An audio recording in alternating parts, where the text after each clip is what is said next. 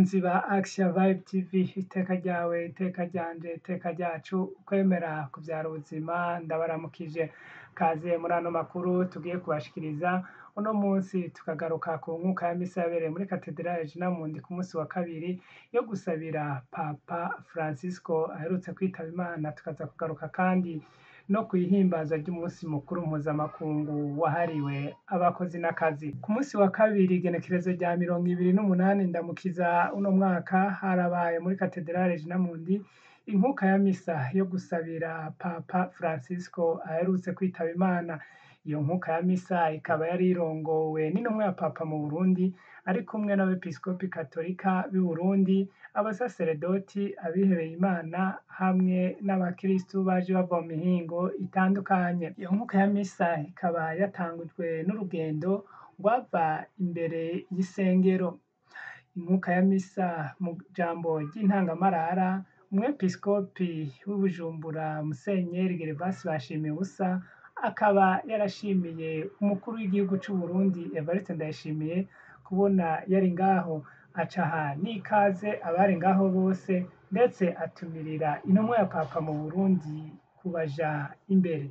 Intumwa ya Papa mu Burundi akaba yasavye abari ngaho gusabira Papa Francisco ngo Imana ibandanye imutyorora, ndetse nawe ngo abandanye abasabira. Gusozera iyo nkuka ya misa, Musenyeri Bonaventure Nahimana asanzwe arongoye inama y'abepiskopi katolika y'u Burundi akaba yarashimiye abantu bose bari ngaho, amenyesha yuko Papa Francisco naho atari bwashike mu Burundi yari yaragendeye ibihugu bitari bike amenyesha inkuru nziza. Akaba yarashimiye abari ngaho uhereye ku mukuru w'igihugu c'u Burundi Evariste Ndayishimiye, umushikiranganji wa mbere Gervain Ndirakobuca, umukuru w'inama nshingamateka Gerard Ndabirabe n'abandi.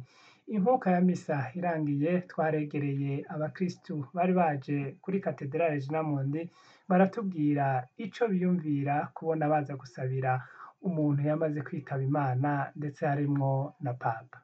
Bitavye Imana na cane cane muri Eklezia Katolika, je ndavyakira nk'ikimenyetso c'umwizero yuko ubuzima bw'umuntu budaherera ngaha kuri iyi si, ko na cane cane umuntu afise ubuzima novuga nti bubiri, ubuzima bwo ku mutima n'ubuzima bwo ku mubiri.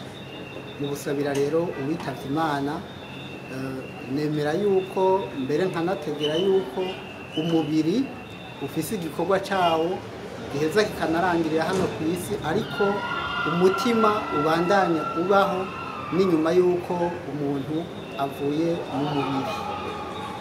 Ego, muri no nkuka ya misa wabonye ko hariho abepiskopi katolika b'i Burundi ndetse n'userukira Papa mu Burundi.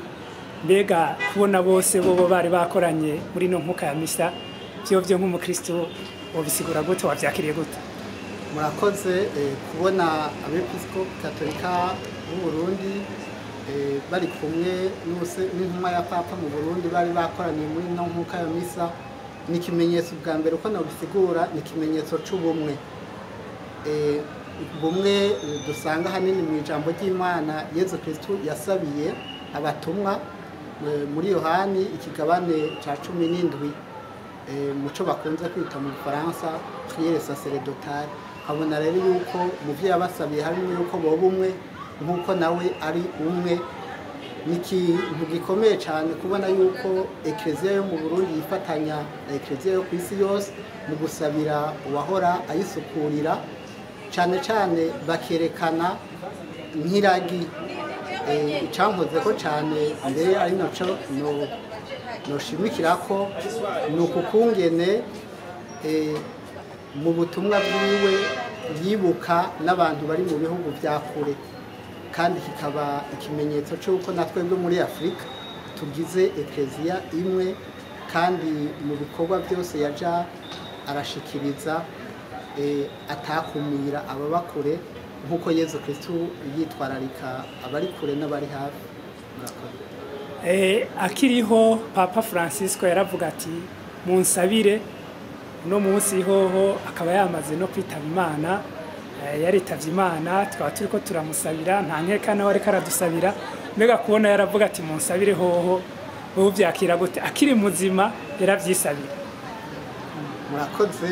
ego ni ikintu yarakunda kubivuga cyane cyane aheje inyigisho mu gisabisho cy'umumarayika bita Angelus, akavuga ati s'il vous plaît priez pour moi moi aussi je vais prier pour vous.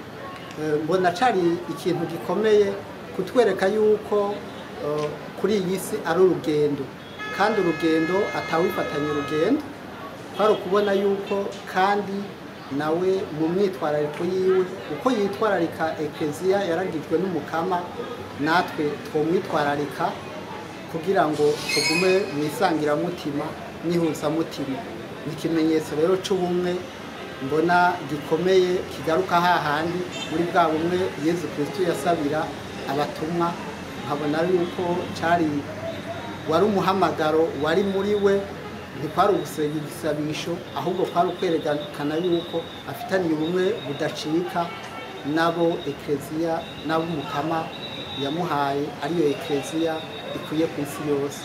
Gusabira mu kisu cyangwa umupapa yitabye Imana ubusanzwe kubera tuzi ko ubuzima bw'umuntu kuko turi ekleziya, ari ekleziya iri ngaha, indi ekleziya ibandanya, tuzi ko ubuzima bw'umuntu bwari ngaha ku isi.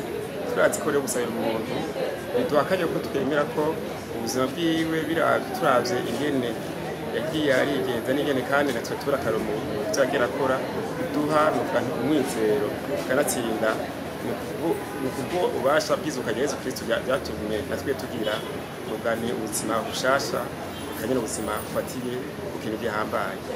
Ego wabonye ko hariho abepiskopi nk'abose katolika b'i Burundi, mbega kubona imisa nk'iyo abepiskopi baza bo bavyakiriye gute? Nubwo ni nka evenema ihambaye cyane kubera ko kanatsinda murazi ko kuba umupapa si ikintu nuvuga ntibisanzwe. Kuba nabona rero abepiskopi bashimye gukoranira ngaha muri diyoseze ya Bujumbura kugira ngo berekane ubumwe bafitaniye n'uburongoye bakarariye nubwo Kiliziya Gatolika yagenewe bose kandi abatumwa, ni ikimenyetso bigaragara ko baguma bari kumwe kandi n'ukuri bari kumwe.